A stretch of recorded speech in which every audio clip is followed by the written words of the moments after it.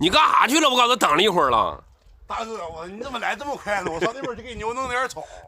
我一早上起来哈，你给我一打电话，我一个高就蹦地下了。我要么今天肯定做好吃的了，是不是做好吃的了？啊？老太太这不一早上说要让你打电话吗？老太太给我打电话。好吃的，你快自己看。我要么你不带给我打电话呢？做啥好吃的呀？你自己瞅瞅吧。好嘞。我看看老太太做的啥好吃的。啊，大哥。哎呦我，杨公说你太有口福了，你真的说点好吃的，老太太都想着你。哎呦，这老太太给做的啊！前屋炖点小豆腐回来吃。好，兄弟，以后不管老太太哪不舒服，第一时间给我打电话啊！你这个放心吧，大哥啊，在家好好照顾老太太。我这么多年没出去打工，就是为了搁家照顾老太太。对，老人这么大岁数了，对，家有一宝。一老如有一宝。对，兄弟，你这么说，我真的佩服你。你能做到这一点，我老佩服你了，大哥。放心吧，大哥。走，上这拿小豆腐吧。上这拿小豆腐啊。好嘞，哎。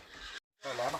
啊，就他家呗。让我来端点小豆腐了。哎，你看都准备好了，在这，你看。哎呦我。哥们来了，说要吃小豆腐。啊，行，这不现成的吗？这人哈老实在了。你好，爷们儿啊。啊。哎呦。做菜呢。拿走了，公婶啊。